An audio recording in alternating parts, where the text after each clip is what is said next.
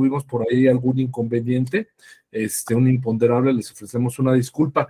Tengo entendido que ahorita el tema que vamos a ver es sobre lo que es la representación proporcional y las distintas modalidades o formas por medio de las cuales pues se llega o se accede al poder en las elecciones.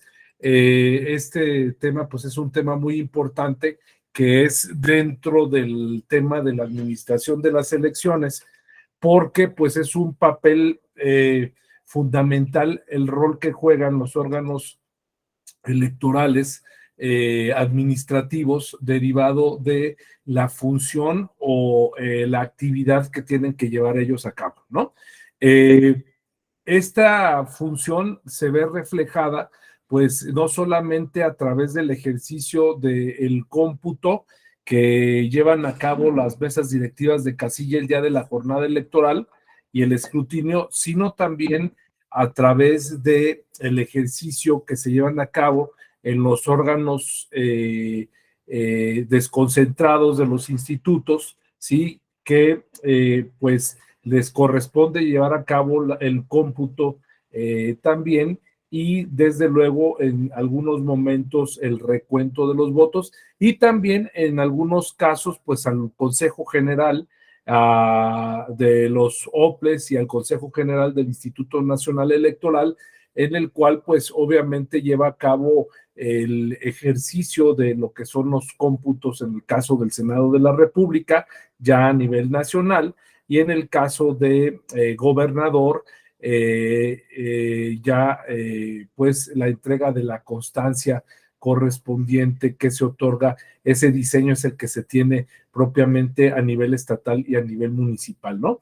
Y también, pues esto por otro lado, que es el ejercicio que puede llevar a cabo supletoriamente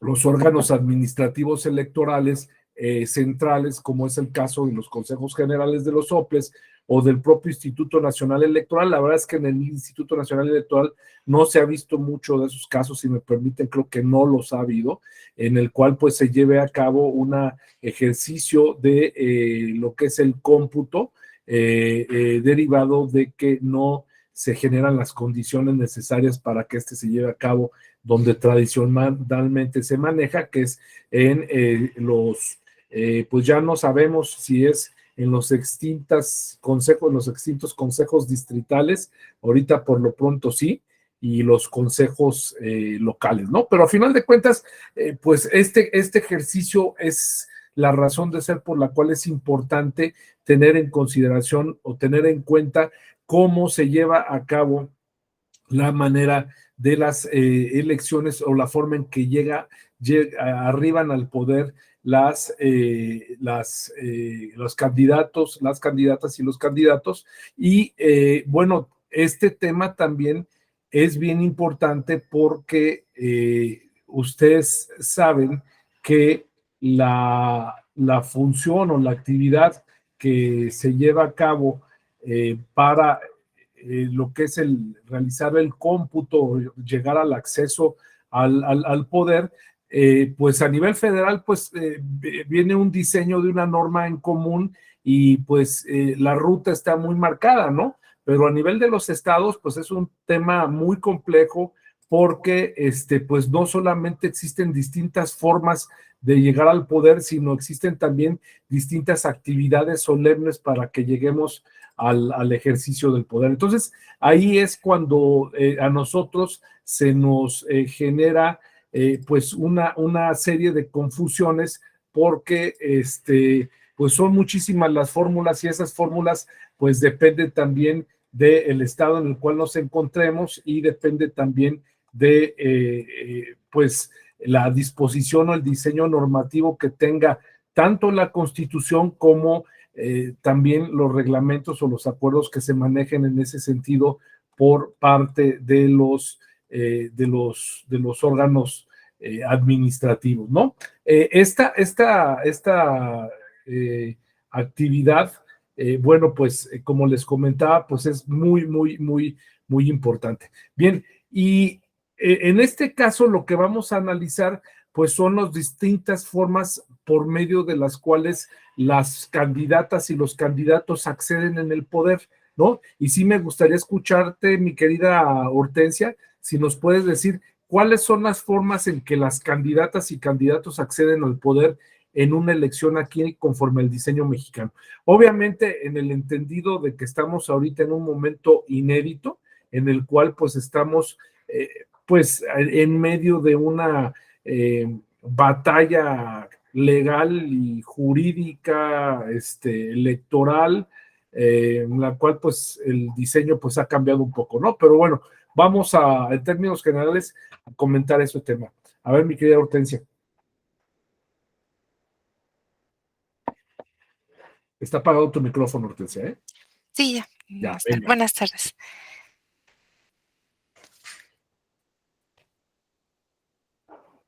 Pues las formas en las que pueden acceder por el partido las candidatas y Sí, candidatos, candidatos ajá. ¿Por el partido o de manera independiente, Hortensia? de manera independiente. Ajá. Tú dilo cómo va, o sea, de eso se trata precisamente esta clase, de comentar las cosas que nosotros consideremos para retroalimentarnos nosotros. ¿O qué dices, Paso? Lo que a ti se te ocurra, mi querida Hortensia. ¿A través de qué maneras?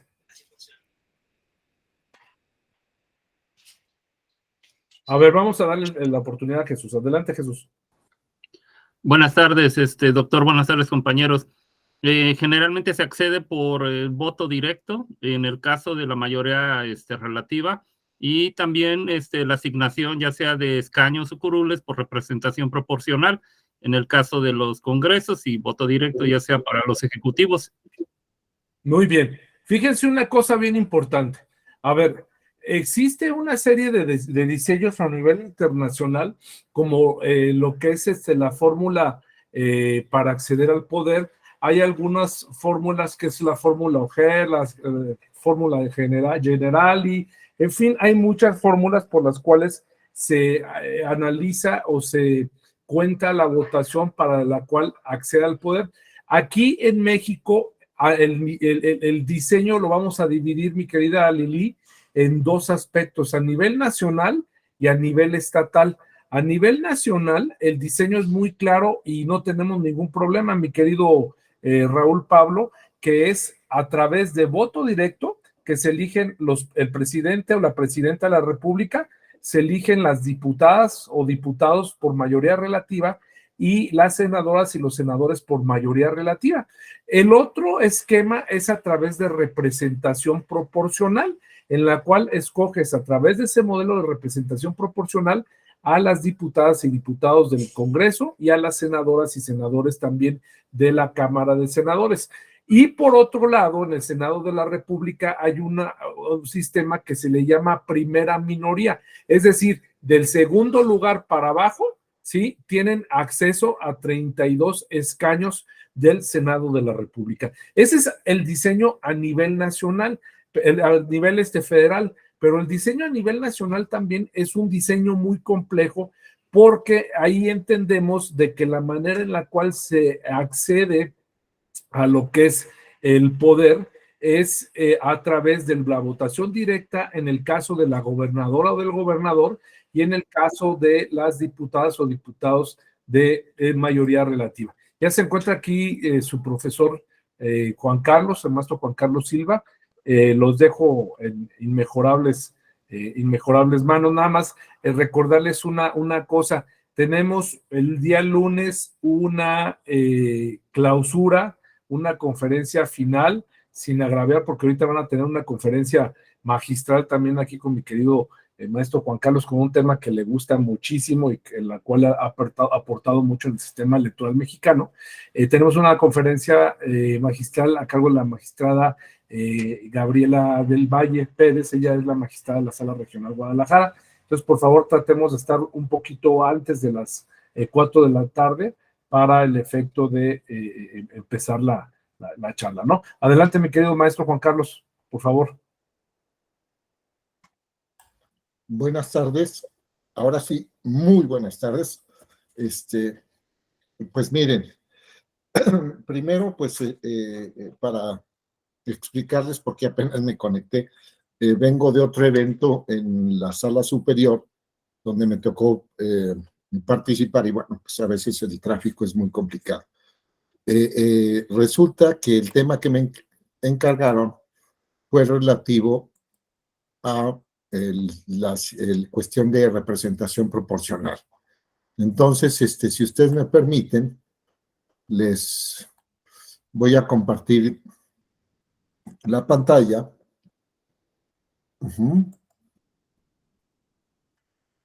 A ver, ¿sí? ¿Pueden verla? Sí, sí se la estoy compartiendo, ¿no, verdad? Acaba de quitarla, maestro, pero ahorita sí se veía. Ah, bueno, ahí va. Ahí está. Y ahí se ve perfecto. Sí, bueno. Entonces, pues en fin. Siempre he pensado que para la cuestión de representación proporcional es importante comenzar desde el principio. Y esta parte del principio tiene que ver con las bases de lo que es el sistema electoral. Para tal efecto, yo les quiero también compartir que del tiempo que he estado en el Tribunal Electoral, ya hace algunos años, en 1993, quizás muchos de ustedes ni siquiera habían nacido y otros más pues estaban apenas cursando la primaria. Y bueno, pues lo que me ha tocado ver pues es precisamente cómo se ha ido modificando la fórmula para efectos de la asignación. Y que es muy importante, pues primero tener claridad sobre lo que es el sistema electoral. En este sentido, a ver si puedo avanzar.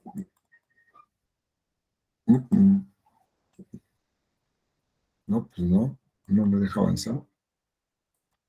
Ahí está. Tener presente esta cuestión. La parte que atañe a las bases. Bueno, ¿qué es un sistema electoral? Es un mecanismo o un instrumento a través del cual se convierten los votos en escaños o cargos de representación popular. Y todo esto tiene que ver precisamente con la forma en que se combinan, articulan todos estos mecanismos o instrumentos. Y eso es precisamente lo que veríamos en esta ocasión. ¿Qué es lo que he aprendido en este tiempo, durante estos ya desde el 93 que estoy en el tribunal y antes también estuve en el Instituto Federal Electoral, entonces ya son más de 30 años, que hay distintas variables y esto lo comenta un autor que seguramente muchos de ustedes conocen, que se llama Giovanni Sartori. Él establece que efectivamente existen modelos y los modelos obedecen a ideales. Hay ideales en donde lo que se desea es una representación muy proporcional, muy cercana a los votos que se obtuvieron. Hay otros modelos que lo que intentan favorecer es la pluralidad. Hay otros modelos que pretenden establecer mayorías, asegurar que existan mayorías. Nosotros lo hemos visto como cuando no se establecen claras mayorías, pues se producen, sobre todo en los regímenes parlamentarios, las caídas de quien sería el primer ministro, como lo hemos visto, por ejemplo, en Inglaterra, en Italia, o como en determinado momento, cuando no se podía designar jefe de gobierno, como ocurrió en algún momento con Aznar en España, pues ¿qué ocurrió? Que se paralizó el gobierno porque no se podían construir una mayoría clara que pudiera definir. Entonces, la cuestión muy importante en este sentido es comprender que esto va a depender, esta combinación de elementos, que si es el umbral, que si la mayoría, que si las coaliciones, que si las candidaturas comunes, en fin, lo que sea, esto va a depender de un contexto. ¿Cuál es ese contexto? Pues el contexto de la propia correlación de las fuerzas políticas. Y algo que se debe comprender también, que esto tiene que ver con una cuestión que se llama legitimidad. La legitimidad que implica la aceptación, la concepción por parte de los que tienen que decidir de la ciudadanía, de que esa es la decisión correcta y es la conveniente, es la mejor decisión. Esta es una cuestión donde también con el tiempo yo comprendí algo que escuché alguna vez de algún político y decía, a ver, en la Cámara lo que tenemos no son los mejores acuerdos, sino los acuerdos posibles. ¿Y qué implica esto? El acuerdo que concita, que convence al mayor número de actores a quienes pueden incidir en la toma de decisiones. Claro, todo dentro del marco de lo que se establece en la propia Constitución, pero sí hay que reconocer que hay un ámbito de decisión donde entran estos proyecciones, estas negociaciones o expectativas de los diversos actores políticos. Continuamos, miren. Vean ustedes aquí, recojo un concepto también de un autor que se llama Dieter Nolen, un profesor de la Universidad de Heidelberg, que tiene varias obras que han sido publicadas por el Tribunal, por la Suprema Corte de Justicia de la Nación, por el Fondo de Cultura Económica. Este profesor alemán ha estudiado muy bien los sistemas latinoamericanos y particularmente el sistema de México. Entonces creo que es un referente muy importante para tenerlo en consideración. Entonces, así es esta definición. Bueno, los principios, los dos grandes principios entre lo que se maneja la representación es por una parte la mayoría y por otra parte la representación proporcional. En la mayoría encontramos fundamentalmente lo que se conoce como mayoría relativa, es esta expresión de the first to cross the line, el primero que cruza la línea, independientemente de su expresión porcentual. No importa tanto que esta mayoría sea una mayoría que aglutine a un número muy importante, sino que tenga la posibilidad de decidir en función del número de votos que articule. Entonces, podemos encontrar ejemplos claros. Pensemos si en algún momento en un sistema de mayoría relativa, como es un salón de clases, vamos a pensar un salón de clases, la Facultad de Derecho de la UNAM. Yo recuerdo que cuando iba a mis clases de Derecho y teníamos que elegir un representante, estábamos 100 personas en un salón.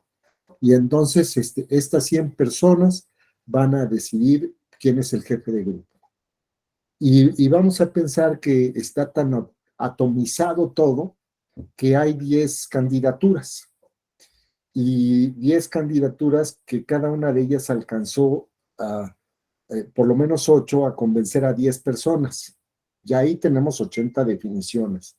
Salvo 2, porque una de ellas convenció a 11 y otra a 9.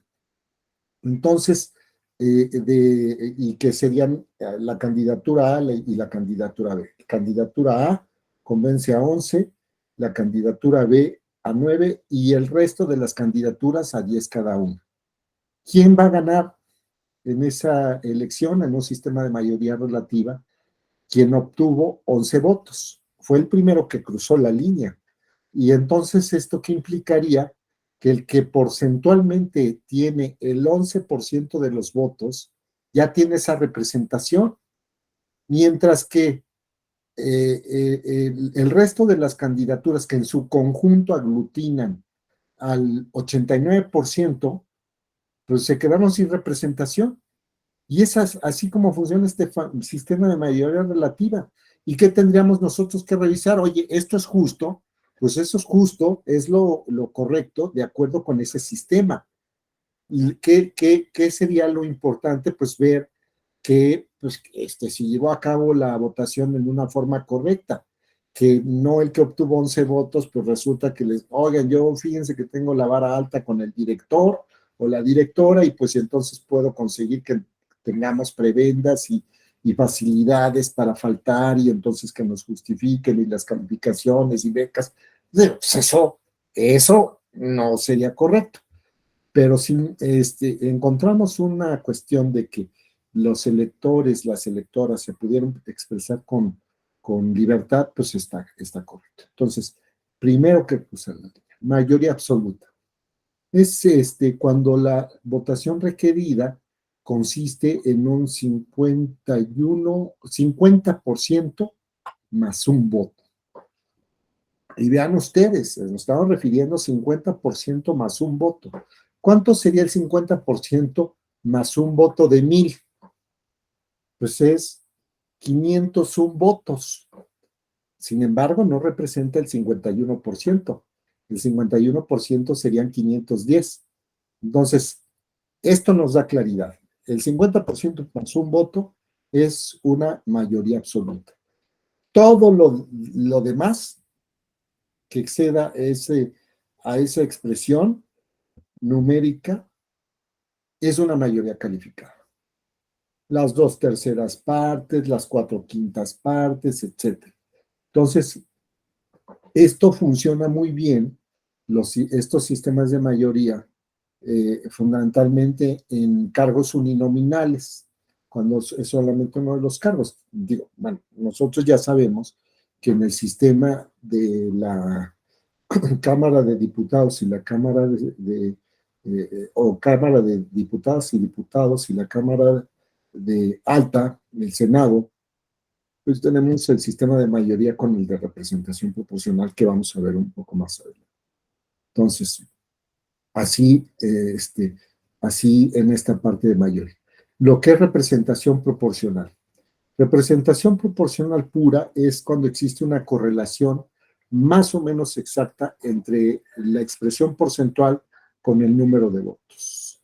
Y los cargos que se obtienen en el órgano colegiado. Tiene sentido hablar de representación proporcional en cuerpos colegiados.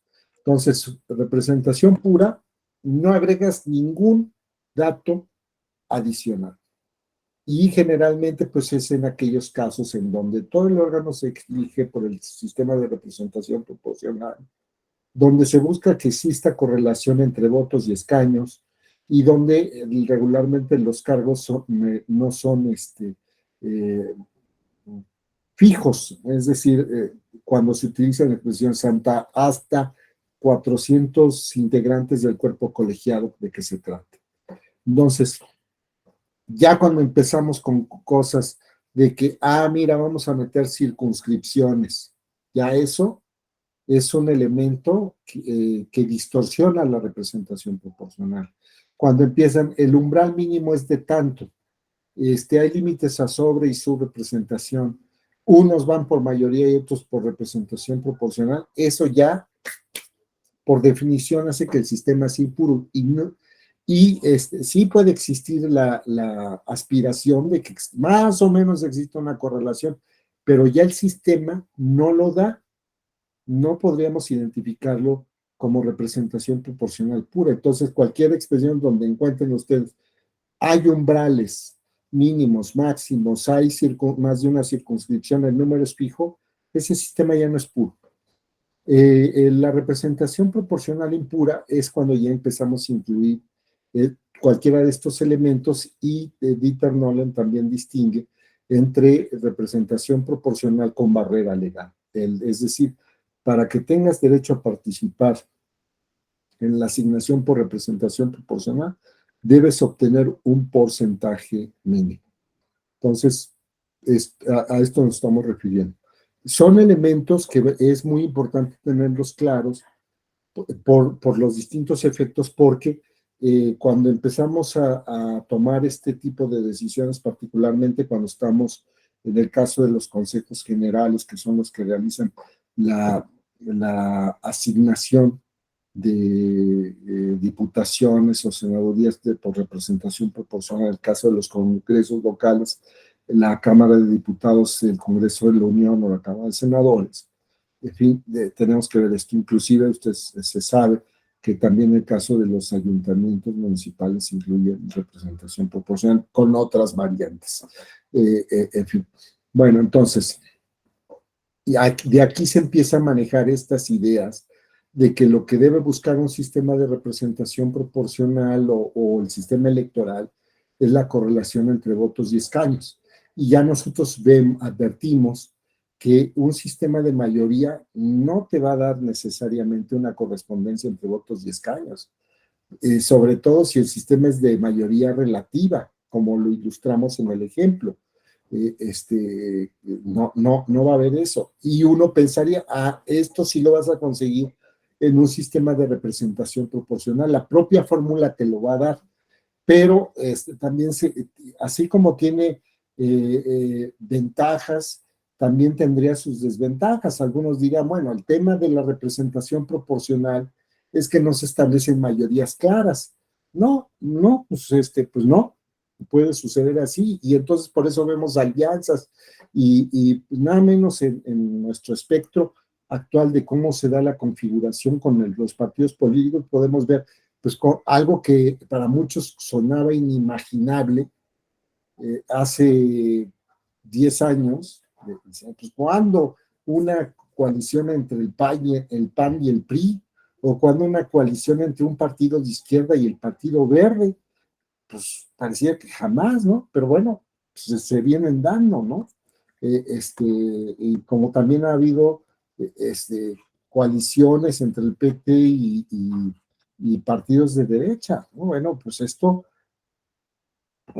se puede dar por precisamente las cuestiones pragmáticas del sistema de alianzas, de coaliciones que se dan en los propios actores políticos en función de las proyecciones. Bueno, nosotros vemos que hemos tenido votaciones así, las proyecciones nos indican, los sondeos de opinión y las encuestas, que más o menos vamos a salir así. Necesitamos una alianza, ¿por qué? Porque solos no vamos a poder. Y entonces, pues así se van dando estas cuestiones en función de las proyecciones y cómo se dan los números. Pero bueno, también hay autores, el caso de Duverger, que pensaba, bueno, es que los propios sistemas también te van a dar un efecto reductivo entre los partidos políticos. Un sistema de mayoría, pues lo que va a provocar es el bipartidismo. Y el ejemplo clásico, veamos en el caso de Estados Unidos, demócratas y republicanos, sí, de repente salen por ahí algunos candidatos independientes, pero esto es lo que sirve para explicar, ¿no? Derecha, partidos de derecha, partidos de izquierda, o partidos liberales, partidos conservadores, como también ocurre en cierta forma en el caso de Inglaterra, ¿no? Con el Partido Conservador y el Partido Laboralista, ¿no? En fin, o algunos otros partidos políticos, o experiencias nacionales. En el caso de la representación proporcional, dicen, bueno, como cada quien obtiene la representación que les da sus votos, y al tú al tener representación por los votos que te va dando y la posibilidad de incidir en los gobiernos, pues eso te da muchos beneficios, ¿no? Te da proyección, en su caso tendrás financiamiento, en su caso tendrás acceso a radio y televisión, y entonces eso que genera, según lo explican algunos, que como el propio sistema te permite acceder a los cargos según tu votación, pues esto dice, tiene una cuestión de que pues es un régimen plural, Y qué mejor para la pluralidad que un sistema de representación proporcional. Por eso, ahora que se daba el llamado Plan A, es decir, la iniciativa de reformas del 28 de abril del año pasado por el Ejecutivo Federal, cuando decía, es que hay que desaparecer la representación proporcional. Bueno, pues en el fondo lo que implicaba eso, pues vamos a desaparecer los partidos minoritarios, ¿no? Y esto que sea un pleito entre dos. Y pues, ¿cuál es el problema de una circunstancia así? Pues que a lo que le das por la línea de flotación es precisamente a la pluralidad, porque se considera que un sistema de representación proporcional permite que aquellos, inclusive partidos, que tengan una votación, vamos a decir, modesta, pero por lo menos significativa como para tener 2 o 3 diputaciones, pues entras, ¿no? Y eso te permite, pues, nuevamente formar parte de, bueno, si tienes el número suficiente, tener un grupo parlamentario, aunque sea pequeño, eso te da posibilidad de incidir en las cuestiones legislativas, en el manejo del presupuesto, cuenta pública, etcétera, muchas cosas, y te da proyección. Entonces, pues se piensa que eso tiene un efecto no reductivo, sino más bien amplificador, y en esa medida, pues uno podría decir, bueno, si los partidos políticos por lo menos obtienen más allá del 3%, que es el umbral mínimo, pues ya con eso es suficiente, ¿no? En su momento, por ejemplo, el PRD obtuvo el 3.5%, bueno, dice uno, ya con eso le alcanzó por lo menos para conservar el registro, ¿no? Y otra historia será si alcanzó la representación, pero bueno. Luego, por otra parte, la relación entre votantes y elegido-elegido. Vimos el caso de mi ejemplo del salón de clases, o también lo hemos visto en otras elecciones, como fue, por ejemplo, la elección de Peña Nieto, por ejemplo, fue la elección de Calderón. En el caso de la elección del 2012, se recordará que iban 3 candidaturas presidenciales fuertes. Andrés Manuel López Obrador, Ricardo Anaya y Enrique Peña Nieto. Entonces, como que fue más bien tripartito. Y bueno, pues alguno diría, pues ¿cómo es posible que alguien que apenas tuvo un poco más allá del 30%, pues ocupe el cargo de presidente de la República? Bueno, pues esa es la lógica de un sistema de mayoría. Aquí lo importante sería no tanto la representatividad, en el sentido de que no aglutina el mayor número. No, bueno, es que se dio una elección entre 3, pero lo importante sería, hay que ver que las condiciones en que resultó electo o electa, pues en las aceptables, el mínimo aceptable. Y si es así, pues bueno, no hay por qué cuestionarlo. Oye, si es un problema de representatividad, no. La representatividad la tiene desde el momento en que participó en un proceso y ganó. Y que ese proceso fue regular, que no se actualizó alguna falta grave, un ilícito, que fuera determinante desde el punto de vista cuantitativo y cualitativo, y eso ya le da la posibilidad bueno, pero pues algo que no podemos negar es que el tema de su expresión porcentual. Bueno, pues sí, mientras que quizás los otros aglutinan un poco más allá del 60%, pues obtuvo el número suficiente para ganar, y era un sistema de mayoría. Pero bueno, también se piensa, por ejemplo, que un sistema de mayoría establece una relación más cercana entre el votante y el elegido. ¿Por qué? Yo preguntaría en este momento, pues, ¿quién recuerda quiénes eran los que integraban la lista de representación proporcional en su circunscripción? Si la mayoría de los que estamos en este momento conectados somos de la Ciudad de México, pues yo les preguntaría, yo incluido, quién estaba en el primer lugar en la lista de representación proporcional de la quinta circunscripción, que es la que les corresponde a la Ciudad de México. Y seguramente nadie se va a acordar del partido A o el partido que quieran, díganme, los 5 primeros lugares. Nadie. Sin embargo, si uno le pregunta, oye, ¿tú te acuerdas cuál es tu distrito? Pues seguramente muchos van a decir, sí. ¿Te acuerdas quién es el que ganó? ¿O quiénes eran los más fuertes? Seguramente van a decir también, sí, sí me acuerdo. Entonces, esto ha llevado a decir, oye, en un sistema de mayoría es más fácil establecer una relación, por lo menos de identificación entre elector a elector con la candidatura. Bueno, hay quien seguramente ni se acuerda ni quién iba por mayoría ni por RP, pero bueno, puede suceder.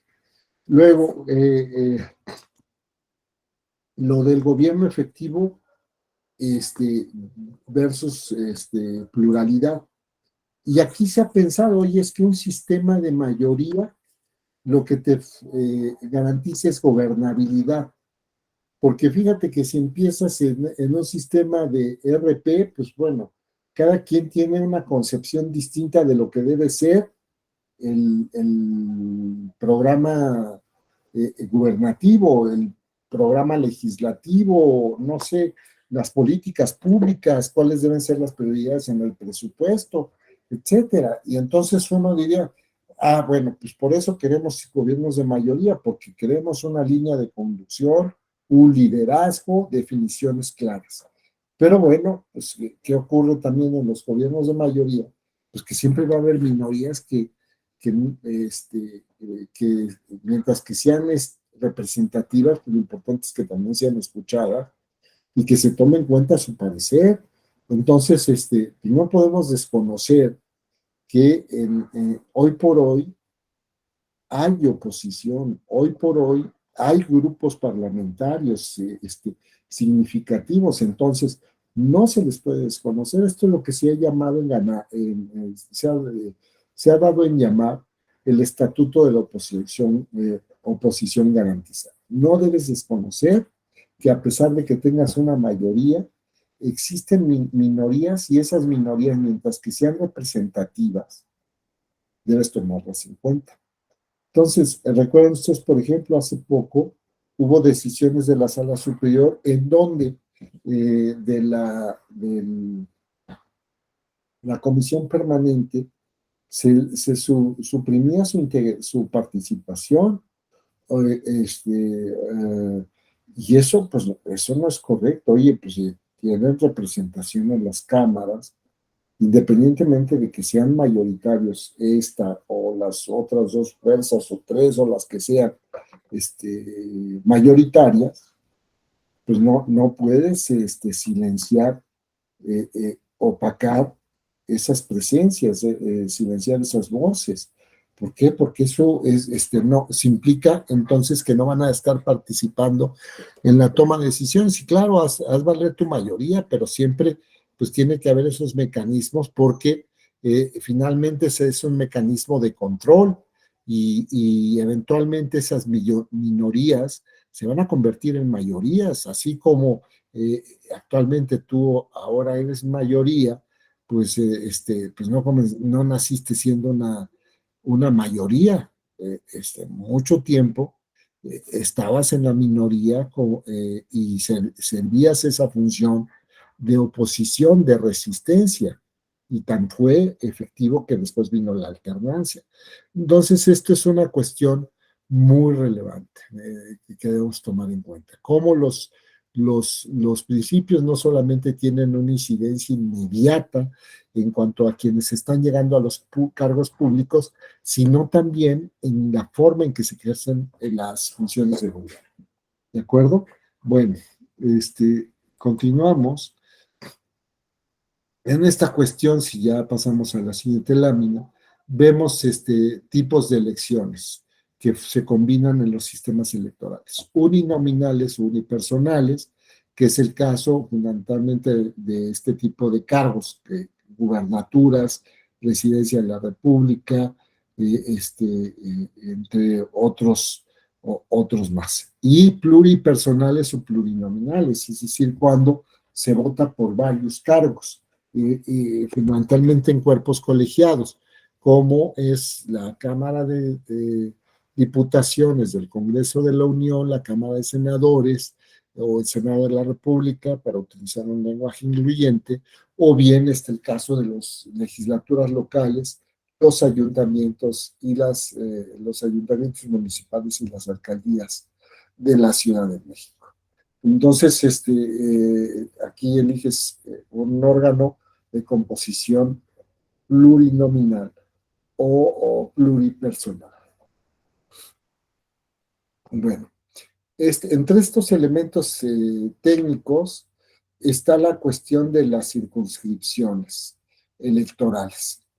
Y la circunscripción electoral, ¿qué es? Pues no es nada más y nada menos que una demarcación territorial del espacio donde se van a elegir los cargos de representación. Entonces, tiene que haber este tipo de conformación porque esto va a permitir identificar el electorado y establecer una correlación de representación entre el cargo con quienes se encuentran aglutinados o viviendo en ese espacio donde resulta electo. Así hablamos de distritos, aunque técnicamente tendría el nombre de circunscripciones electorales. Lo cierto es que en México hemos diferenciado entre lo que son los municipios, los distritos electorales uninominales, los estados o locales, el caso de las senadurías, gubernaturas. Luego está también entre los espacios más pequeños, no solamente los municipios, sino también las alcaldías. O bien una circunscripción nacional, como sería el territorio de la República. ¿Cuál es el caso de una circunscripción nacional? Pues es el caso donde se elige la presidencia de la República, es el caso donde se elige las senadurías de representación proporcional, que se eligen en una única circunscripción nacional, o bien, por ejemplo, las circunscripciones electorales plurinominales, federales, 5. Recuerden ustedes, es como un caracol, si vamos. Primera circunscripción, que comprende los estados del norte del país, no sé si es el noreste, Baja California Sur, Sonora, Sinaloa, Jalisco, Nayarit,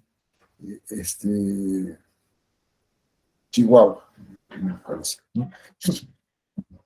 La segunda circunscripción, el otro extremo norte del país, ¿no? Nuevo León, Tamaulipas, bueno, pues ya todo lo que es el centro del país, San Luis Potosí, Durango, Querétaro, Zacatecas,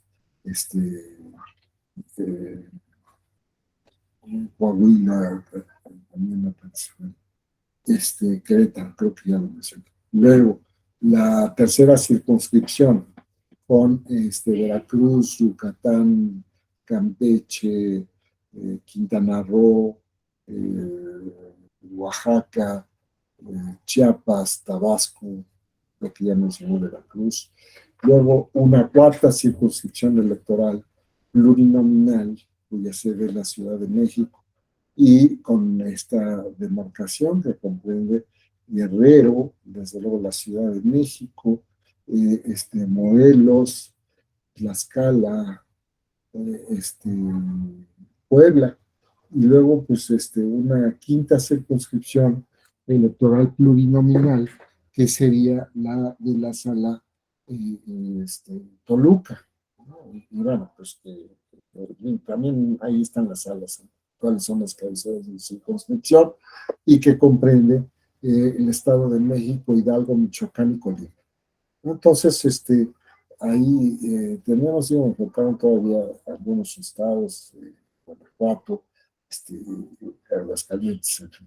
Bueno, entonces, pues están estas divisiones, desde la unidad mínima, municipios, los más de 2.400 municipios que hay en el territorio nacional, y donde, por ejemplo, Oaxaca, nada más y nada menos, concentra 570 municipios y 416, si no me equivoco, llevan sus elecciones a cabo con sistema normativo indígena, y así 125, el caso del Estado de México, más de 200 en Puebla, en fin, y así vamos recorriendo. Y en el caso de las alcaldías de la Ciudad de México, las 16, pues bueno, ya conforme lo que conocemos que antes eran las delegaciones. Bueno, entonces esta es una cuestión que nos permite a nosotros identificar el ámbito territorial y el elemento poblacional, que son los dos criterios que se manejan en la Constitución. Una distribución más o menos proporcional entre el electorado y los cargos que se van a elegir, y independientemente de los límites de la división política que existe en cada una de las entidades. Y entonces de esto nos permitirá a nosotros determinar si es uninominal o plurinominal, según esta demarcación, y desde luego las definiciones que se dan por el propio constituyente permanente y los constituyentes en cada una de las entidades federativas. Bueno, entonces tenemos esta cuestión. La forma de la candidatura, pues asociada a lo anterior, pues veremos si es individual o bien por lista. Lista, pues quiere decir una conformación de nombres que que se identificarían con las candidaturas, y hay lo que se conoce como lista bloqueada, es decir, los cargos van definidos en ese orden, tú no puedes realizar alteraciones, y cerrada, pues no puedes incluir más candidaturas que las que se están presentando en esa lista. Entonces, conclusión, ¿qué tenemos en México? Tenemos listas bloqueadas y cerradas. Si no hay forma de agregar más candidaturas a las que ya quedaron registrados ante los órganos responsables, que generalmente son los consejos, el Consejo General, en el caso de la Cámara de Diputaciones y la de los senadores, senadoras, o bien en los consejos generales o consejos locales, en los organismos públicos locales electorales, y conocidos comúnmente como OPLES. Entonces, pues aquí la conformación de las listas. Luego, la forma de la votación.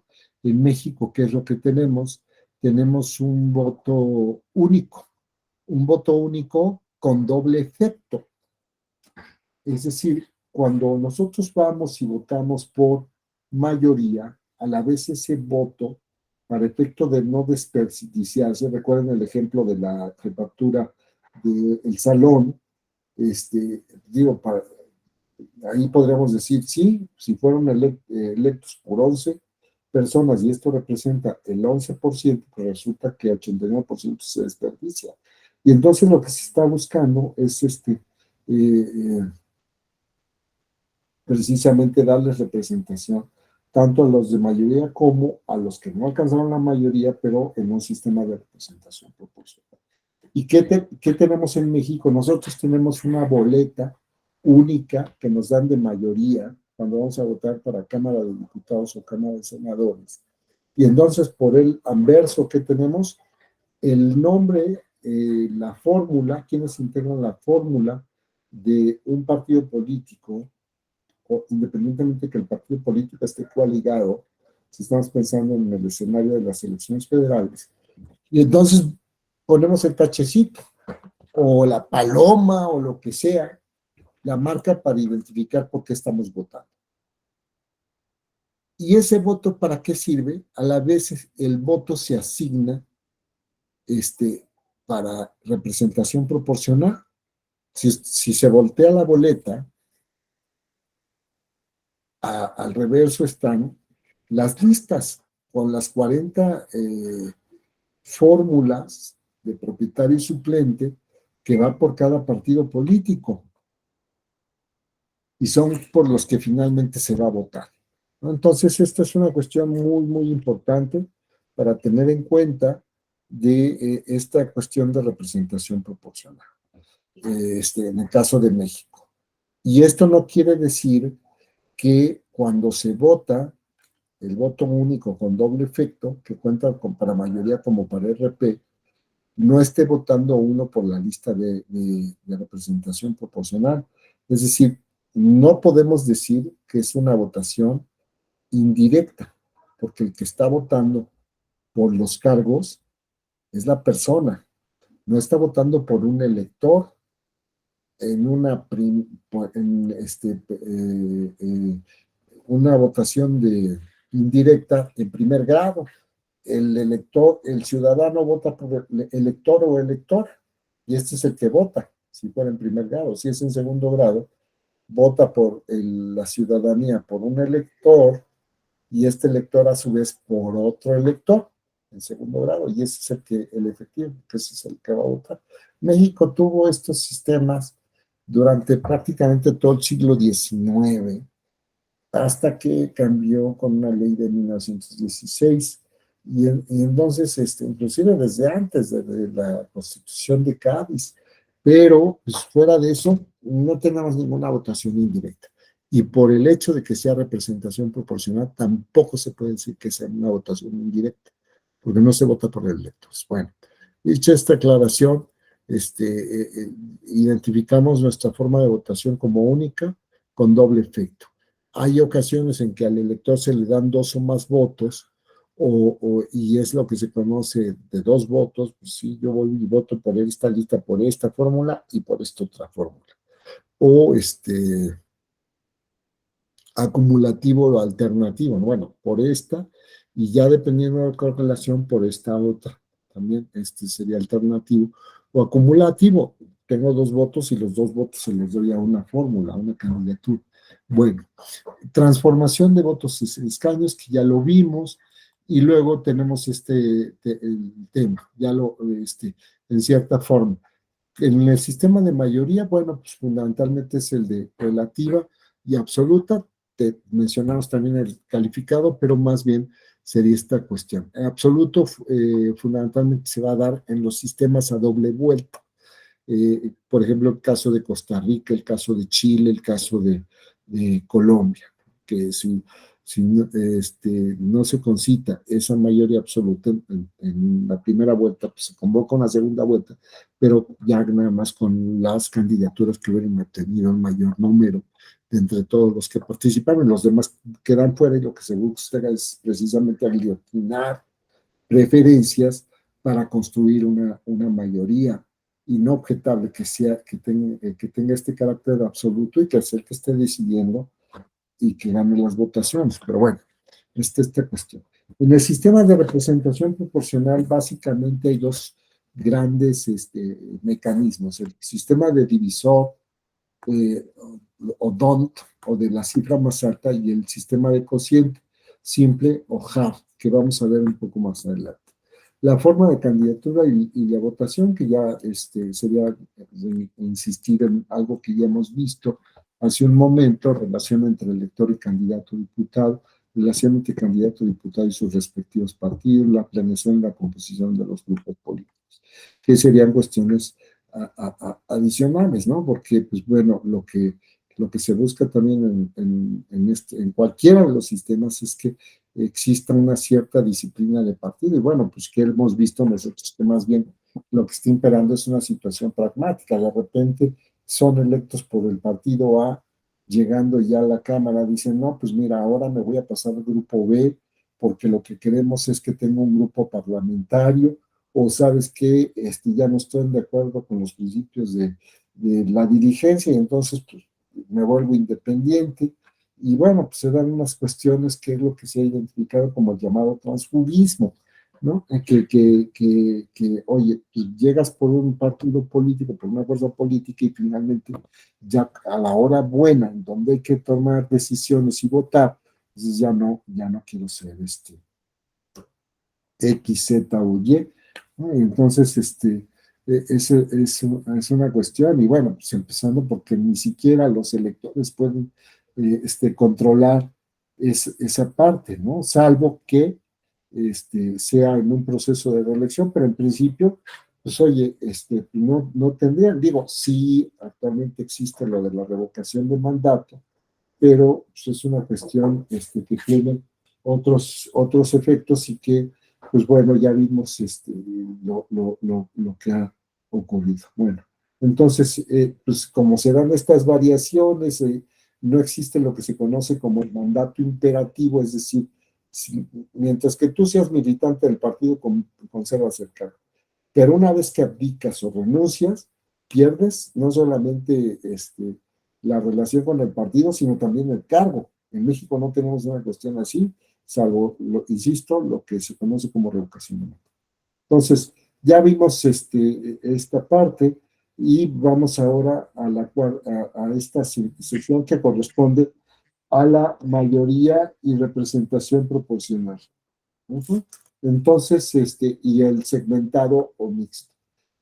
Es claro lo del sistema de mayoría, ya vimos las 3 variables, y en el sistema de representación proporcional también, salvo las 2 grandes fórmulas que vamos a ver un poco más adelante. Pero también se han dado en estas cuestiones de cómo se vienen articulando todos estos elementos el sistema mixto o segmentado, que es como lo tenemos en México. En el caso de la Cámara de Diputados, ustedes saben que más bien, la Cámara de Senadores, de los 128 senadores, 96 son electos por el sistema de mayoría relativa y otro en el cual se incluye la asignación a la primera minoría, mientras que los restantes 32 son electos en una lista nacional plurinominal en todo el territorio nacional. Es decir, las senadurías en principio, 3 por cada estado, más la Ciudad de México. Entonces multipliquen ustedes 32 por 3, pues nos da los 96. ¿No? 2 para la mayoría, 1 para la primera minoría. Por eso se registran 2 senadurías compuestas de propietario y suplente, 2 fórmulas, y bueno, pues gana quien obtenga el mayor número de votos. Y en segundo lugar se le asigna a la primera fórmula que aparezca en esa lista de 2 de las senadurías.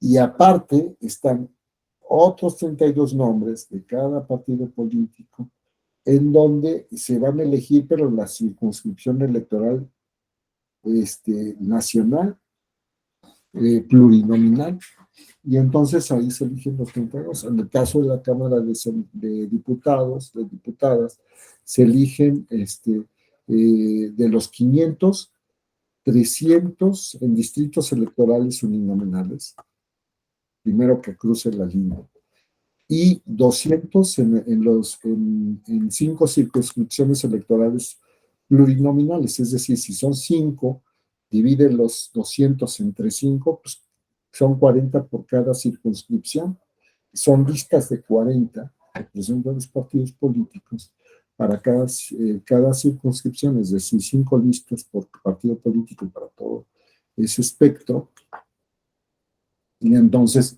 es por eso que así se conoce como sistema mixto o segmentado, es decir, 300 por una vía, 200 por otra, mientras que diputados.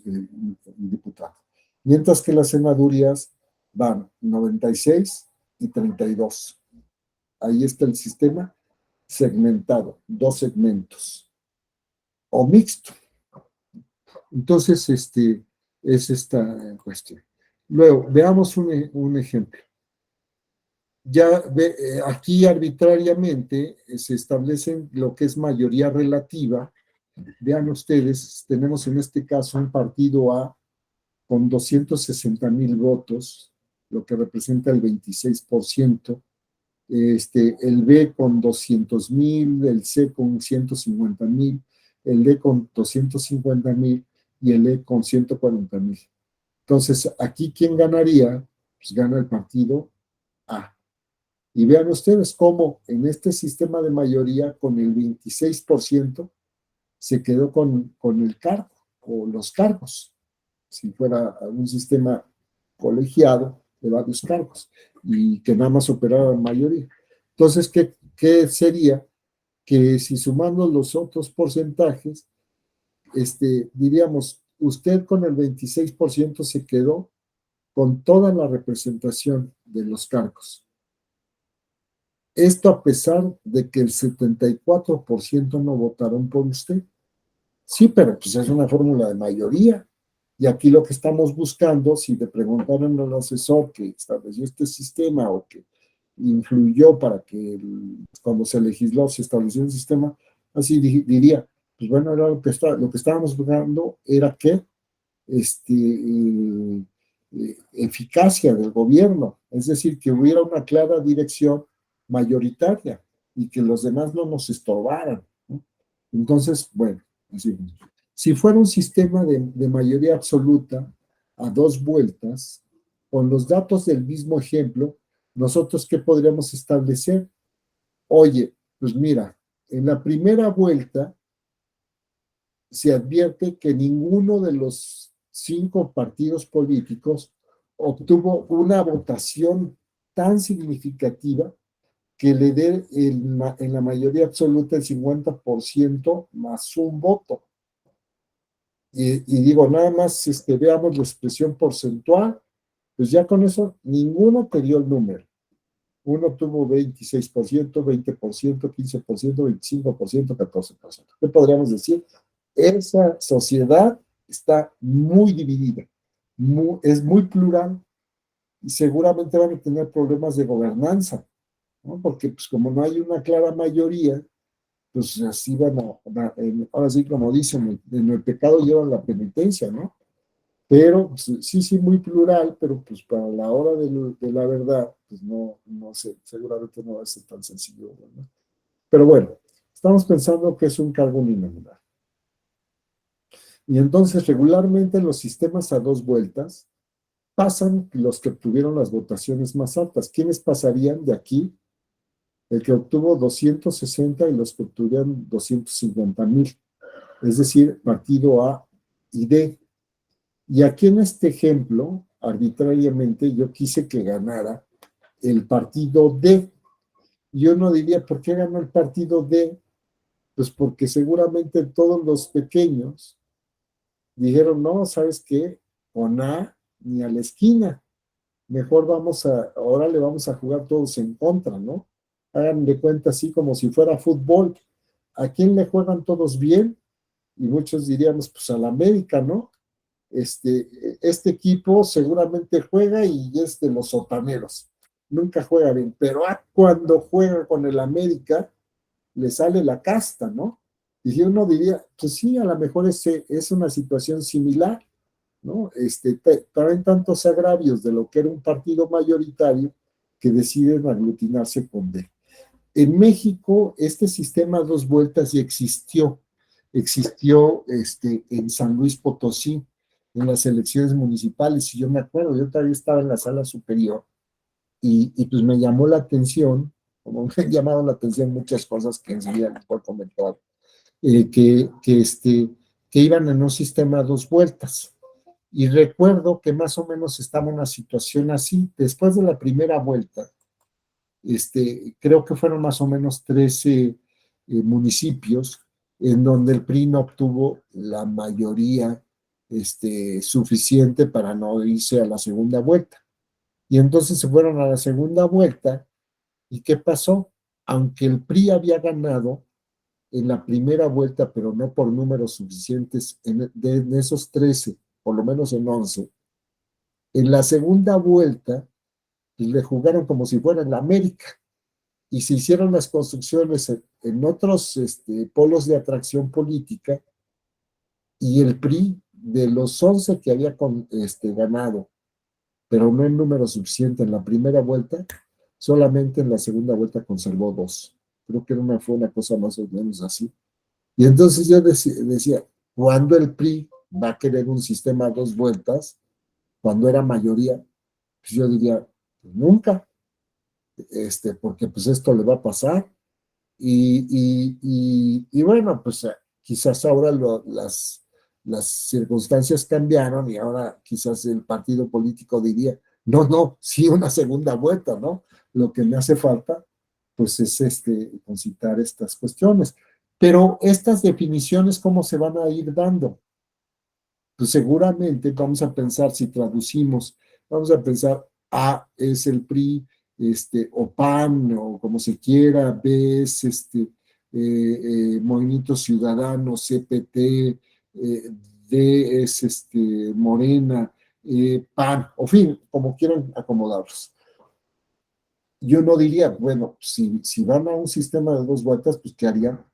Pues harían primero sondeos de opinión, encuestas, y a partir de eso tomar definiciones. Oye, nos conviene la segunda vuelta porque a partir de las preferencias que existe actualmente, pues nosotros necesitamos un sistema así para poder ganar, ¿no? Los que tenemos que quitarnos encima son a los partidos pequeños. Pero bueno, estas cuestiones, mientras que no tengan un tope en la Constitución, yo creo que son válidas este tipo de definiciones, salvo que en la Constitución se previera una cuestión distinta. No, oye, mientras que a todos los pesos, a todos los votos les des igual peso, que todos cuenten bajo este principio que se ha manejado de un hombre, una mujer, un voto, pues no hay problema, que el voto sea igual, personal, universal, intransferible, directo. Ese sería el quid del asunto, pero ya lo otro, pues valorar, dependerá de esas valoraciones que realicen los distintos actores políticos. Y entonces, pues ahí sí va las cuestiones a darse de otra forma. Bueno, veamos qué es el sistema DONT o de divisor simple. Pues es una cuestión, un sistema en donde se van utilizando divisores progresivos. Vamos viendo un ejemplo que nos va a ir aclarando. En la circunscripción, en un ejemplo, se van a elegir 10 congresistas. La votación válida es de 10,000. Es decir, con ese universo de votos los vamos a manejar. Es sistema DONT o de divisor simple. Aquí en este ejemplo, el partido A obtuvo 4,160. El partido B, 3,380 y el partido C,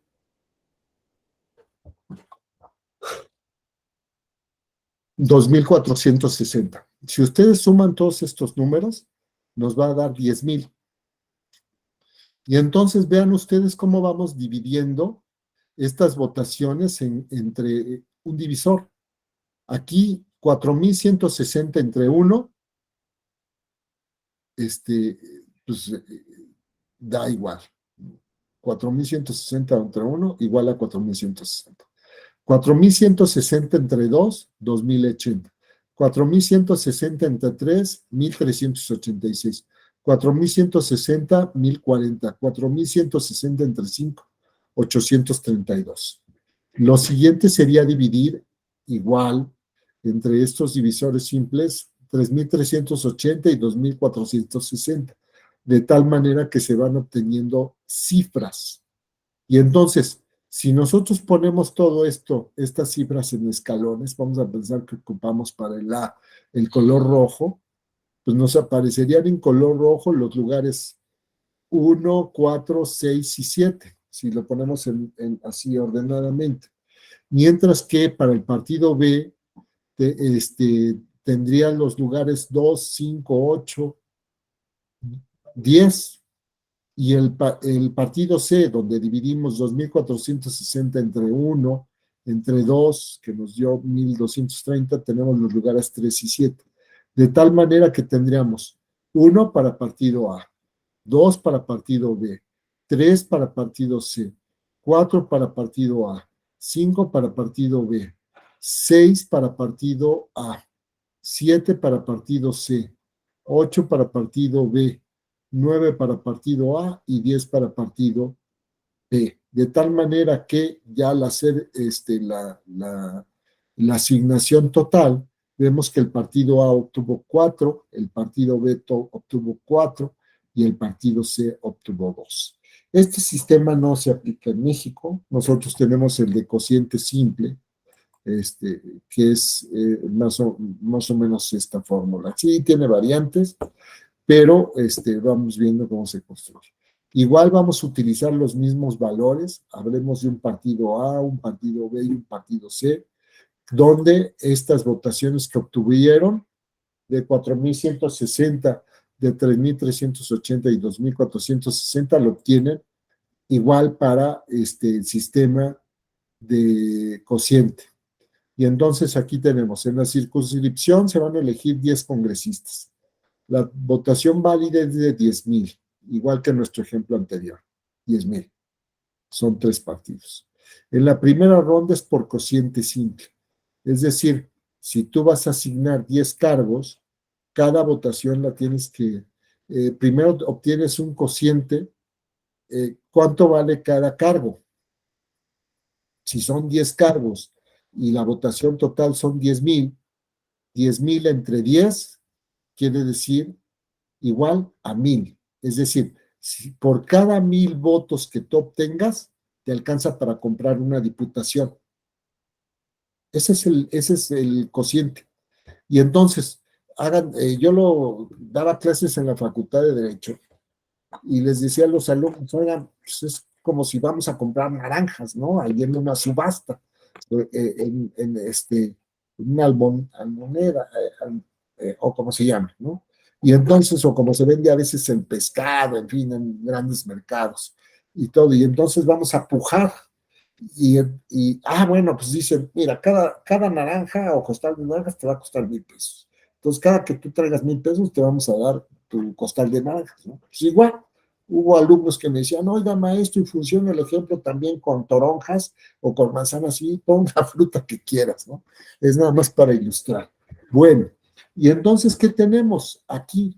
Si ya obtuvimos un cociente simple, que es de 1,000, cada cargo te cuesta 1,000 votos. Entonces, ¿qué querría decir?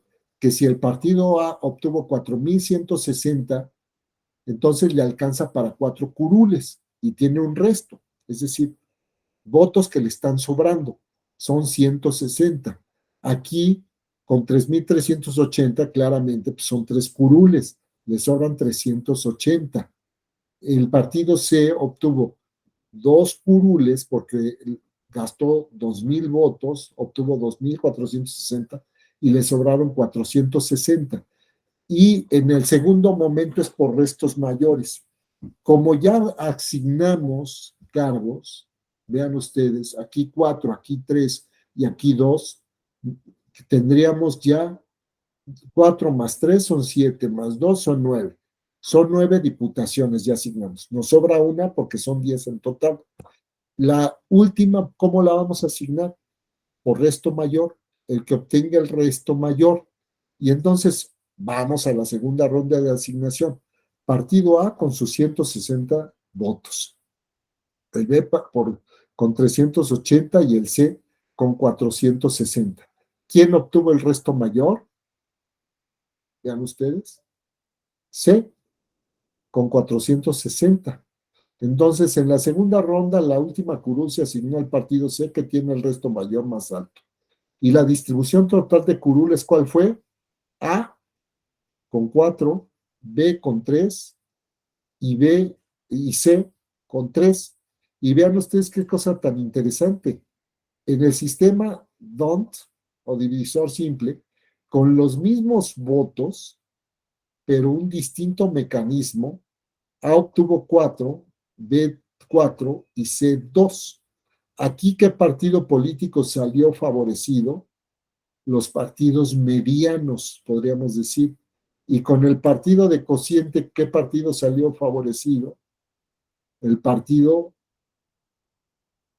partidos pequeños, ¿no? Entonces, pues así se dan. Digo, ¿cómo funcionaría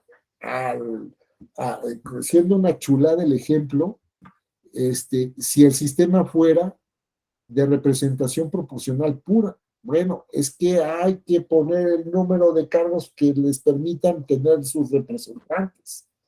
Pero bueno, pues, no, tampoco podemos tener órganos colegiados tan grandes, ¿no?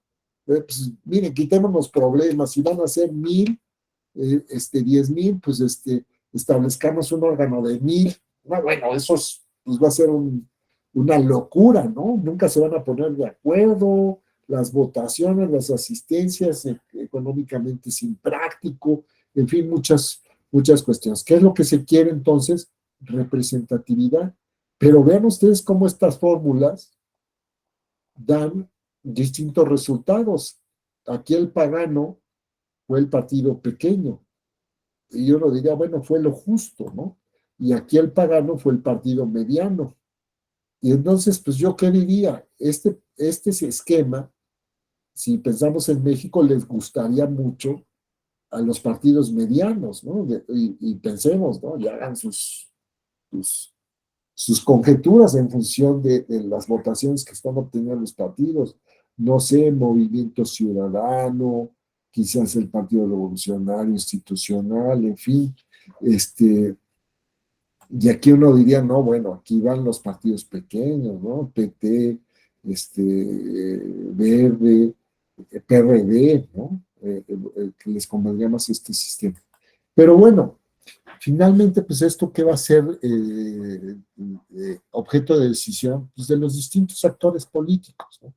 Entonces, yo creo que con esta primera parte, nosotros hemos concluido la primera parte de la exposición. Si ustedes están de acuerdo para no partir temas, el día de mañana veríamos ya todo lo que corresponde a lo que está regulado desde la Constitución y también en las leyes secundarias para la cuestión de representación proporcional y ya sobre ejemplos muy, muy concretos, ¿no? Entonces, hasta ahora lo que tenemos, bueno, pues es que el plan B pues, no tuvo gran incidencia en cuanto a la representación proporcional y en nuestro sistema mixto, salvo lo que podamos advertir pues, de la publicación hoy del Diario Oficial de la Federación, que salió de madrugada, ¿no? Y bueno, pues lo revisaría, me asesoraría, pero bueno, de lo que he leído hasta ahora, pues no hay tanta incidencia, y creo que podemos continuar en la sesión de mañana. Bueno, si ustedes no tienen alguna pregunta o tienen alguna opinión o alguna otra consideración, pues aprovechen y si no, pues callen hasta el día de mañana. ¿Preguntas? ¿No? Bueno, don Jesús Andrés, don Martín, que creo que somos de la misma rodada, don Pablo César, Jesús Alonso, Liliana, René, Rebeca, Sergio, Tania, Carlos, Emanuel, Raúl Pablo, María Hortensia, les agradezco mucho su atención. Si nos vemos el día de mañana, me va a dar mucho gusto saludarlos nuevamente por esta plataforma. Que estén bien y disfruten el resto de la tarde del jueves, por lo menos hasta mañana a la misma hora que nos volvamos a ver si Dios y la vida no disponen de otra cosa. Les agradezco su atención. Buenas tardes. Hasta luego.